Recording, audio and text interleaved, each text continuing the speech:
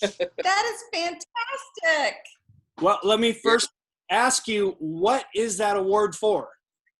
It's for the Hollywood International Golden Film Awards. It happens in LA once a year, and we won best director. Wow, that's pretty awesome. Shared between you and your co-director. Correct. That's right. Yes, but we only got one trophy, so I gave him the card instead. But yeah, definitely. Funny. Now, I want to say today seems like a great day to be talking about this movie. I'm wondering, do you know what's going on at CERN right now and what you think about that heading into the weekend? To be honest with you, I didn't know something was I know what's been going on there as we researched the story, and I know that they've been doing particle collision, and I know that they topped out at like 14 tera electron volts. In our movie, they collide them at 70. So to kind of give you, but I don't know what's going on there this weekend, and maybe you can enlighten me on that. Well, the scientists there, led by Sally Field's brother, which I'm sure you know that, right? Right. Yep. They are giving themselves 3 days to enter an alternate plane of existence to look for the multiverse. Even though their description of it is different than what you would see in like your movie or Spider-Man or the Spider-Verse or the Doctor Strange movie coming up. It's different, but at any moment right now, we could be snapped out of existence, which is crazy to me. Be expelled from the universe. What was that, Laura? Where is this happening? In Sweden. But it's a giant hadron collider that smashes atoms. And they've already discovered the God atom. Or is that right? Is that what it's called? Yeah, God particle. The God particle. Particle, yeah. So Laura, pretty much what it is a much larger version of what the character Scott built in his garage. So we're talking miles long. Wow, that is really awesome. Yeah. Well, I'll have my fingers crossed that doesn't happen, and I'll definitely probably put a story up on that up on our Instagram page for sure. So thank you for sharing, Paulington. Appreciate it. Oh yeah, that news came out yesterday in the afternoon. So, and and you're like, that's pretty scary, and it's also coinciding with watching this movie. So that's right. Well, let me dive in I guess we'll ask Laura. Laura, how did you get involved in this movie, and what was it about the project that said, this is the one I want to do next? A million things. I have an acting studio, Actors Audition Studios, and Colton got the audition to read for this. So I was working with him and coaching him on playing the multiple characters. And then as we just kept reading the script, we loved it. We loved it so much that I just reached out and said, hey, by any shot, is this character open? Because I loved her so much. I loved the whole storyline. And it went from there. Wow. And so for you, Sean, how is that feel in your brain when you're like, oh, this icon wants to be in my movie? I mean, that's going to be a thing there. It probably didn't take long for Laura to figure out that I'm a huge Friday the 13th fan. I have all the movies, posters. I actually had her autograph my Blu-ray collection. But yeah, it was fantastic. It was really a dream come true. Specifically, her character Tina in Part 7, I think, was one of the best scream queens of the entire series. That sits with me with Kane's debut as well. Is one of the best Friday the 13th movies ever, if not the best. That was the one I really enjoyed the most. So to get to work with her was a dream come true. I still brag about it and revel about it because it was so cool. Well, I want to know. Oh, go ahead, Laura. I'm sorry, I keep cutting you off. A huge team effort to put this project together. It was awesome. Yeah, absolutely. Well, I want to know for both of you, what can you do or say to prove that you're not doppelgangers infiltrating this Zoom call? Wow. What did you say? Question. I would probably say I probably am I know that I'm conscious of my own skeletons in my closet, maybe that nobody else would know. So that probably is my my grounding piece, if you want to call it that, for making sure that I'm from this universe. I don't know. You're asking an acting teacher. So between wardrobe and characters, I've been about 500 people already today. Wow. Literally. You could just Not be sure. I think my dog knows. Mm. Charlie, do you know? Is it me? Yeah, he's thinking it's me. I would say she just gave you a great angle to play in the sequel. Because we don't hear about dogs being able to detect true DNA doppelgangers that come through a gate, because could they sniff you out like the wife sniffs this dude out? Well, she doesn't even sniff him out, actually, if we want to get into the sex scene. Right. Yeah, So. that's very true. That's very true. But I never thought of that. The main characters don't have a dog in the script. Maybe if they did have a dog, it would have been different. They would have been alert. No, we had the one dog being walked, though. Oh, that we is had true. The dog being walked by Lindsay. Lindsay Rail, who played a small role at the car walking her dog, is also one of my students. So that was really cool to get her in that role too. Yes, But, and for those of you that might watch the movie, her scene's not in the film, but actually didn't make the final cut, but it is on the Blu-ray DVD. So there is a deleted scene, and she is in there on the Blu-ray and DVD for folks that want to check that scene out. So are you planning on maybe adding those scenes back in later and then trying to fool people into thinking that there's a Mandela effect going on with Expulsion that you could deny for the rest of time? For each future, we'll put little nuggets in there that are different, so that people will sort of look at it and go, I don't remember that scene being in the original release. And maybe there is a Mandela effect. Absolutely. Well, maybe there was, maybe there wasn't. Right. It's got to be nice to have an acting teacher who has this. I'm guessing there's so many great actors in the world that don't have an avenue for their voice yet. And you have like this untapped market with Laura. That has to be a great thing for a director to discover, especially since she probably knows who's talented in the class and would bring something good to the table for this movie. Oh, absolutely. Yeah, she was. We consulted her constantly. I mean, you won't see a casting, acting coach in the credits, but rest assured that Laura absolutely played that role, hands down. Well, Colton was perfect for it, so he did such a good job. Yeah, really did. It's not easy to learn all of the lines in every scene.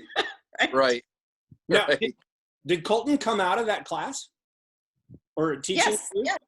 Wow. He's one of my students. Yeah, he's awesome. Okay, because I think the biggest thing for me in this movie that it didn't dawn on me until like maybe one scene at the end.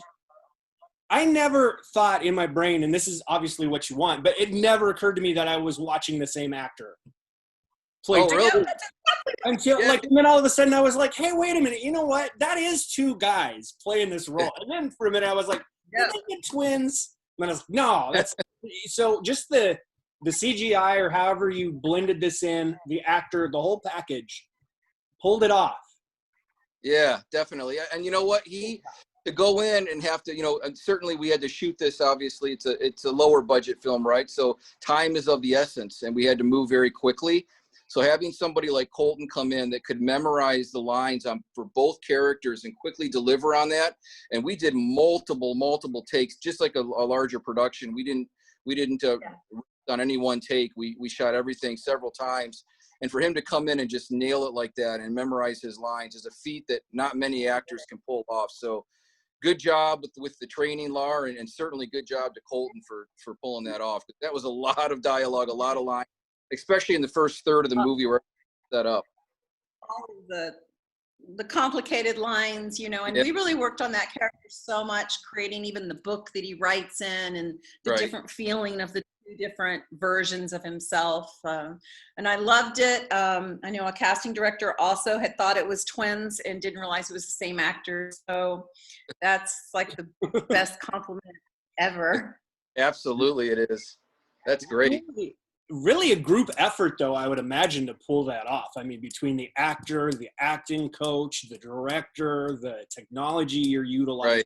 I don't even know what technology did you utilize to make that seamless? Because I've seen, I don't want to call out any big movies, but like maybe there's one with Will Smith where I'm like, you know, it's a little bit goofy, and it's not the performer. Sometimes it's that technology, especially, I guess he has the default of that de-aging technology, which kind of takes you out of it. But like what he did was pretty great. Yeah, so we actually had to do a lot of chalk lines on the floor to sort of split the screen so the actor knew not to pass certain areas. And then obviously when the camera's moving and we have both of them on, then it required a green screen behind the camera, behind the actual actor. So there's a little bit of a combination of using green screen as well as really just calling what we call a hot camera. The camera's not going to move. We're going to do multiple takes and abiding by those sort of chalk lines or those guidelines that we have on the floor. And certainly the actor has to memorize, sort of get a feel for where those lines are, because they can't look down and check in the middle of the shot, right? So it definitely takes a little bit of skill in getting used to, but I'm glad to hear that we pulled it off, that you feel we did a good job with it. And the really good stand-ins too, that matched him so well, right? That they were able to use for the shoulders and a few things was awesome. Yep, multiple stand-ins. In fact, there was one that we had who had the back of his head it looked more like Colton, so we wanted him, but he's a little bit shorter. So we actually took a stack of books and taped them to the bottom of his shoes to boost him up. So little things you got to do on the fly like that to make it work are important, you know. Kind of a funny story on that one. Well, I know. Oh, go ahead, Laura. I just keep cutting you off. I'm so sorry. That's all right. That also with me on set doing continuity, and we had Sandra, wasn't it? Was it Sandra that did the other continuity? Script supervisor? I'm not sure. We had Rachel did a lot of the continuity stuff. Yes. Yeah, so we had a couple of us watching continuity all the way through. A funny story about Colton is he has curly hair, and day one in a very hot Arizona garage in 100 million degrees, one little hair curled up, and it curled up in one spot, and I remember just going, oh my gosh, and I'd use a pencil to keep moving it back, and he had such graciousness because I had to keep getting in his face and moving that curl over because it wasn't part of the bad character version of him. So a lot of people working on the yes. And also I should plug Lisa. Lisa, who I was talking about, was our production manager, and she certainly was looking out for that stuff as well. Yeah. Well, I want to go to this movie. I guess I don't know if you would call it an end credit scene, but there is a scene towards the end which really pulls the thread and opens this up for a sequel, which I'm imagining you're going to want to do. I'm wondering if you could tell me a little bit about your plans, and also the idea of these two, this couple wanting a family, and then this guy sneaking into her bedroom. That thread also never resolves itself in terms of, are they gonna have the doppelganger baby? Can you talk about that aspect and sort of what's going on with the two characters at the end of the movie as well? Yeah, I don't want to spoil anything. There are some ideas that my writing partner, Aaron Jackson, and I are sort of kicking around, but the idea of doing a sort of a fast forward in time a little bit, because time's not as relevant in these films, right? To where maybe there is another child and you don't really know where that child came from. That certainly is a possibility. I think with the scene that you're referring to, where it sort of shows where one of the characters ends up when they're expelled from the universe at the end, they're going to begin their own journey as well in trying to get back and stop Cicero and their plot to connect everything and control the entire multiverse. So definitely a lot of fun things to play with there. And I'm certainly hopeful that we get that opportunity. I think with some of the distribution things and the way that my other business partner, Paul Tomborello, and I are really putting together a distribution model that's going to help a lot of filmmakers. That very well may be a possibility. So we're really looking forward to it. Well, and Laura, you play 500 characters today. Yeah. You play one character in this movie, but seeing you here today and seeing your character in the film, it's absolutely possible that you could play any number of other characters in a sequel. Have you guys discussed maybe doing the same character again or playing a different character? Oh, I would like to see her continue on and having herself split into multiple versions. Yes. battling her I own. watch a whole movie of just that, like 15 of her running around doing different things. You know, I mean, she could battle her own conscience because she certainly doesn't want one. So it could be interesting to see how she copes with maybe finding a conscience and losing it. I don't know, but yeah, I love sequels, so it would be super. And Lars' character is named Shara, and there are multiple versions of Shara out there, I'm sure. Sure. Well, it seems, talking to you too, that Laura really had like a way deeper role than you just see. Like when I get the PR for this, it sounds like she's just an actor in the movie, but it looks like she did quite a bit. She's on set fixing people's hair and stuff. Can you kind of talk about that role and how she got more and more involved in the movie just beyond the acting? Yeah, I'll tell you, you know, when she came out here, the sort of the agreement that we had was, you know, she was going to help Laura as an acting coach. And to Laura's point, you know, it quickly became apparent that she was the best fit for the role of Shara. And it just kind of opened up from there. I mean, we'd be foolish to not take somebody with the amount of experience, the years of experience that Laura has, and leverage that to the most that she'd allow us to. She was a great resource, a lot of tips, you know, even learned a little bit more about method acting too, which I you know, have always been fascinated by. So, you know, it kind of happened naturally. And we were certainly not closed off to it. In fact, we embraced it and wanted to bring her in as much as humanly possible. Because again, she did bring that such an element of tenure to the filmmaking process that we may have not had otherwise. Well, he's selling himself a little short. I mean, I can't be on the set and not get involved. So I was so excited about the whole project. You know, I just kind of squeezed in there, and we had a time machine built in the garage set, and I found myself sitting inside the time machine most of the time because then I wasn't seen from anywhere else. So I just kind of back in time and could watch. So. Yeah, no, it was a blast. It really was. Of course, the first day the air conditioning system broke. That was what started the curl, I guess. We had air conditioning early in production. We got it fixed within less than a day, but we didn't slow down. Everybody still came on, and we powered through and got a little more water that day, a few more drinks and beverages for people, but we powered through for sure. Well, when did you shoot this in terms of when the pandemic started?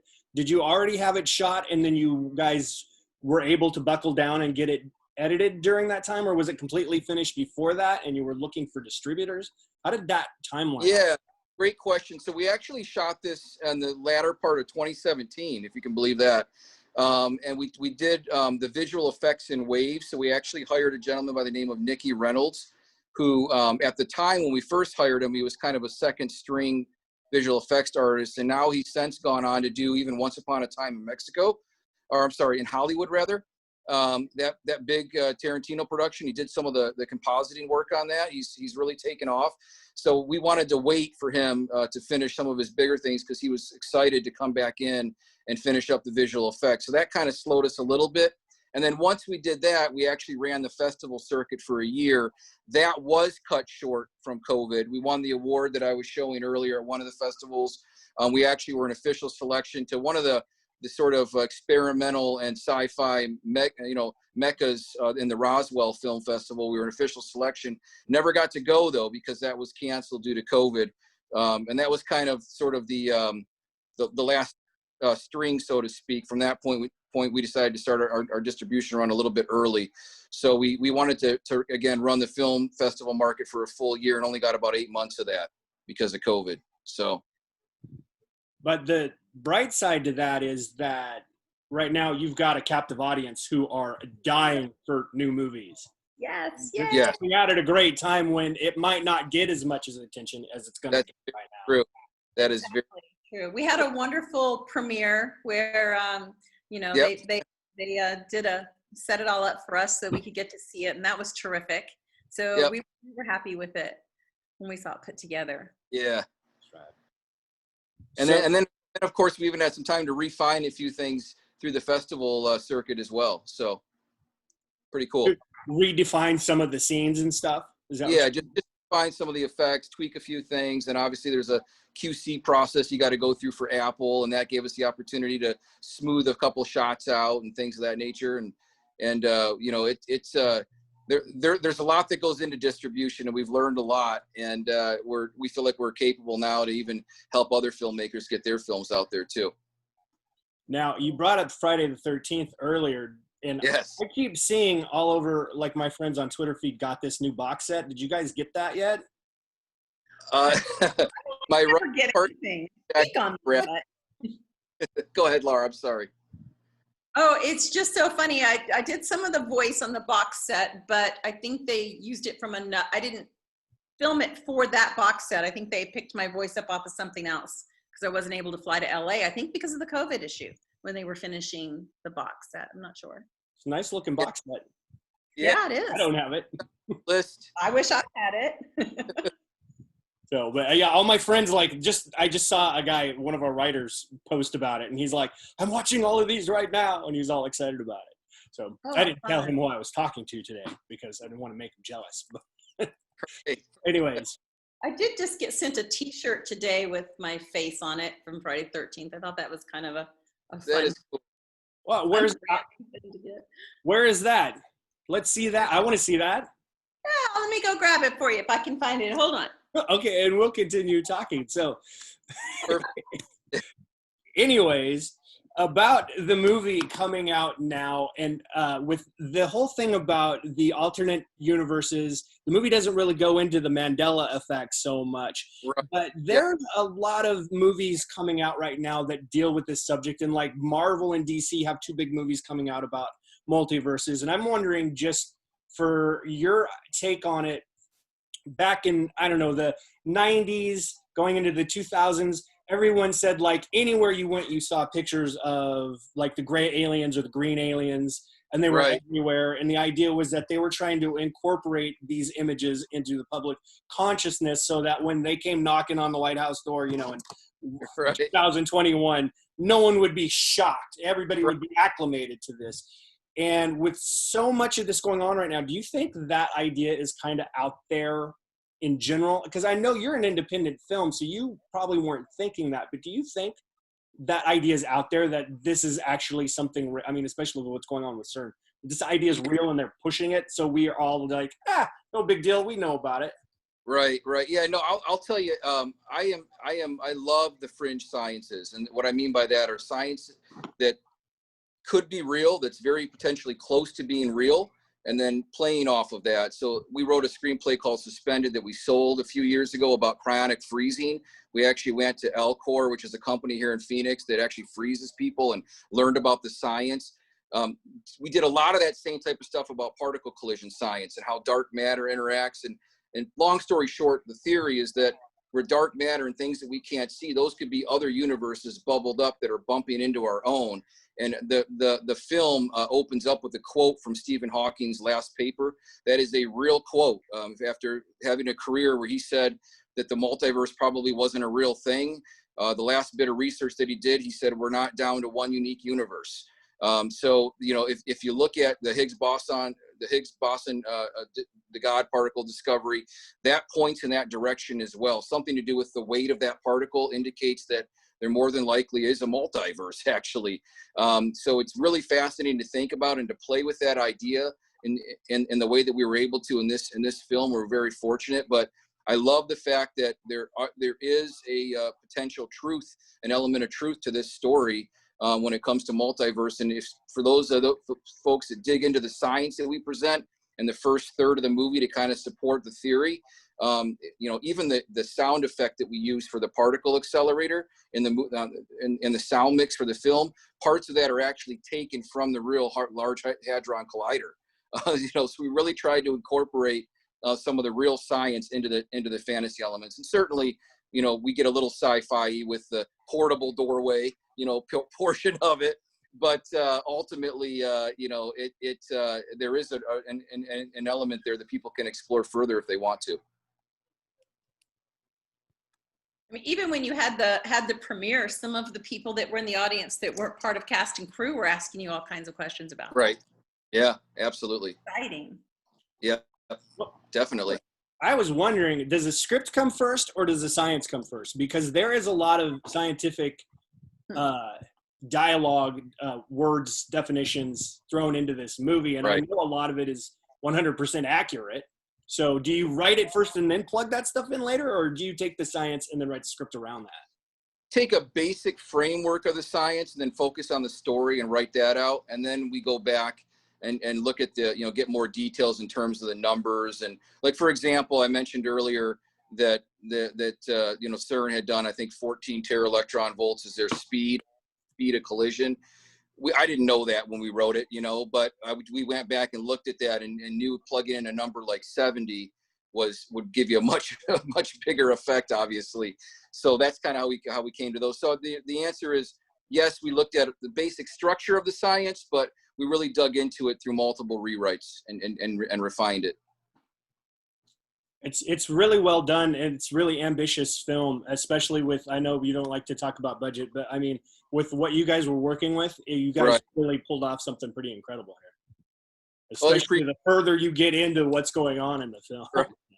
Right.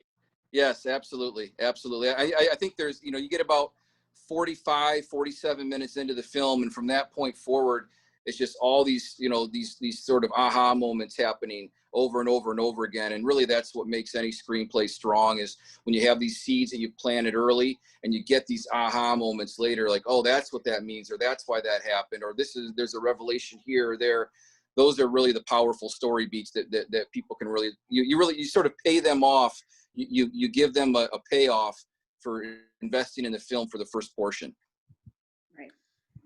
No, did you find your T-shirt? I did. Awesome. I want to see this too. I just opened this. So. Oh, very cool. My screen froze. What's going on? Oh, here we go. Can you hold it up a little bit? Oh, there we go. That is amazing. So it's kind of funny. Some fans sent them to get them autographed today. Oh, you have to send them back? Well, I thought somebody was just sending you presents. Jeez, there might be more in there. I don't know how many are over there. This one's really big, so it's for a very big person. Well, I was going to say that. Looks pretty big, yeah. Like the size of a blanket, The size of my brother would wear that, probably. I don't know where they got it. I don't know who sells them, but well, are you doing that now? Like, I know the horror conventions are completely shut down, and I know a lot of people are really disappointed about that now, but I mean, are people just sending you stuff because they can't go to conventions, or is that something you've done for a while? They send stuff all the time. If there's a little store on my website, and they send stuff all the time, but it's been awful about the conventions being shut down. Yeah. Just awful. I mean, there've been so many shut down. I'm supposed to be in Europe right now doing London and then Germany, and got shut down. So hopefully soon. It's like by the time this is over, Expulsion will be a big cult movie with a bunch of fans behind it. So you'll be able to take it to one of those conventions. Oh, I plan on it. Oh, yeah. Yeah, we're going to be at we were doing a panel at the Phoenix Fan Fusion, which I think is now like the 4th largest comic book festival, fan fest. And it got canceled. So it got pushed first to September, and then they canceled it entirely. So we decided to obviously run with the release. It was already underway at that point, but we were booked for that actually earlier this year. So it hit us that way as well, to your point. Now, I wanted to ask Laura, I know there was a movie that a lot of alum from Friday the 13th was getting together to do. I can't remember the name of it. It was called Fan 13, maybe? 13 Fanboy. 13 Yes. Fanboy. Now, was that already shot, or is that something? We've shot it. It actually, I did mine last summer, and some of the other actors finished. I was shooting in New Mexico, finished in the end of January, right before the pandemic hit. So luckily, Deborah, the director, has it all. It's an editing. I'm sure she's probably headed for some Friday the 13th release date, I would imagine. But it was a really cool project. She's actually an actress. The director of it and the co-writer was in Friday Part 5. Deborah Voorhees is actually her name, and she was great. And my character got to basically lose her mind by being held hostage in a basement, and literally got to lose her mind. Oh, that's cool. Yeah, I can't wait. It was very cool. And then Sky Sharks. I did Sky Sharks, which is hysterical. Shot that in Germany, and that's on the festival circuit right now, which is really fun. Great effects in that too. So definitely tell people they would love those effects. Yeah. Now, in the 13 Fanboy, are you playing yourself? Playing a version. We're all playing a version of ourselves. We're playing a version. My character is me and has an acting school, and a lot of similarities that are just a little bit opposite of what's really happening. And we're stalked. We're stalked by a fanboy, and it gets really crazy and creepy as he gets involved in our real lives. So. Well, and the real thing there is all of that's happening in a multiverse, in another universe, parallel universe. This is another version of Lar, and it's actually happening. That's instead of poodles, I think I have cats in it. I mean, I don't know. It's just some, random universe that I was in. Well, I was gonna say, do you get to bring out your mind power or your telekinesis in that movie? Well, we couldn't do a lot of it because of the rights of Tina, but there were some things that I did, with my eyes, and some things that I was looking at and settling on that I know with the right sound effects that they're adding are going to give us a feeling of those powers of hers. Yeah. That's cool. Subtly added. Yes. So do you think that number 7 is a good double feature for this? Oh, for creating 13 Fanboy? No. For if you're gonna rent Expulsion as it comes out, what date does it come out? It comes out next Tuesday on 10/20. Yes, on October 20th, and you're watching it, and you need a movie to follow it up with. Well, that's what I did last night, to be honest with you. I watched Expulsion, and then I watched Friday the 13th Part 7 because I hadn't seen it. Oh, how much fun! Oh my gosh! Well, see, you got to see me age right in front of your eyes. It doesn't look any different. I aged myself more to play Shara, so that was fun. Yeah, I think that would be a perfect double feature. Why not? Yeah, I was having a great time last night. So yeah, absolutely. Now, love it. The last question I want to go out on. I know we talked about doppelgangers. I have a friend. His name's Mantooth, and I've witnessed this with my own eyes. And this is just over the last year where I've gone to places with him where he's gotten in multiple bits of trouble because whoever had been there before had done bad things at a couple of bars. And he insisted it wasn't him, and I believed him, and I was like, there's a doppelganger running around with this dude somewhere. I'm wondering if you guys ever had those experiences where you or a friend have actually experienced the doppelganger phenomenon. I had a funny time once when I was eating in a Denny's restaurant in Los Angeles in between shooting my actors and whatnot, and someone came running over and goes, "Oh my God, you're Amy Smart." And I said, "No, Amy Smart's me. I'm the original." It was just, yeah, but no, usually as far as I know, I haven't been confused with myself. Never. Probably the closest thing for me is I've been in situations where people swear that they've met me before, and even so far as I'm actually going along with it, because I'm like, do I not remember? Then I start to think about it more. I've never been to this place this person lives. Like, why are they so certain that they've met me before? That's happened a few times in my life, and it is very surreal. I did have that happen, Sean. I had that the address that I have is the mailing address is a PO box in a building. Right. And I went to get my mail one day, and the receptionist, who I'd met 500 million times, kept insisting that I was not me, that she knew me and I was not me, and wouldn't give me my mail. And that was Really? a pretty strange day. So it made me realize I should probably put on lipstick and take a ponytail down more often. Maybe she's a different version of herself that slipped in and changed. It's ridiculous. It's all Sally Field's brother's fault. All of it. Yeah. Who we're blaming. So I hope you guys get to do the sequel to this, especially with the end of this. I love those two. I forget his name, the character's name at the end of the movie, but him playing with him, not playing with himself, but him playing against himself. Yeah. Sounds like a great time for a sequel because that guy is funny. I like that guy, that actor. Is he another one of your students? Yeah, that was actually Aaron Jackson. He was Aaron. He's the he played Vince, and he actually is the co-writer on this film with me, and he also co-directed as well. Okay, that's the co-director. Yeah. So, but he actually has some experience on a web series called The Guild.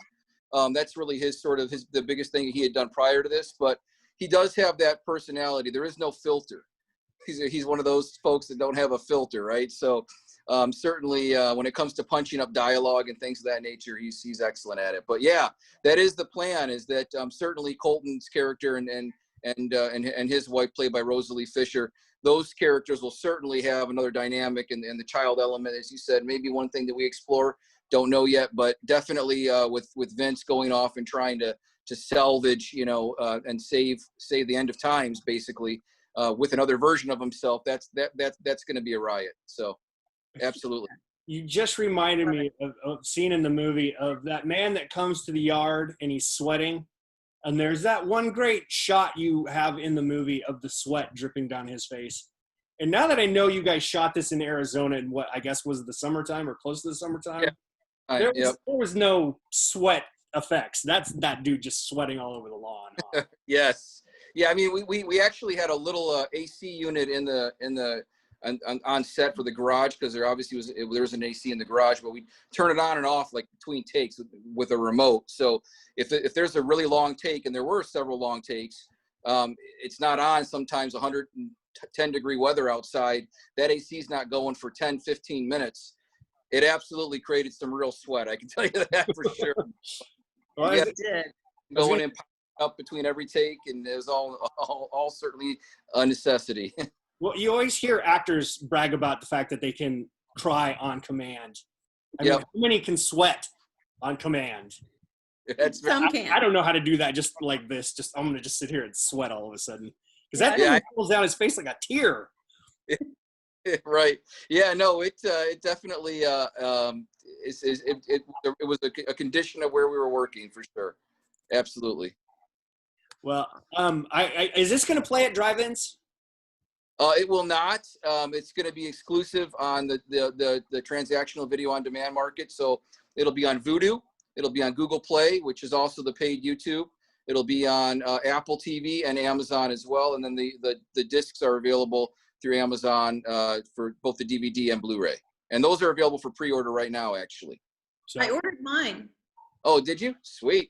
That's an interesting aspect of, I don't want to rat anybody out. It's not about your movie, but it's about some of the drive-ins I know in certain places that have access to streaming functions that are hooked into the projector they're using, that they can bring one of these movies up and show it at the drive-in anyways.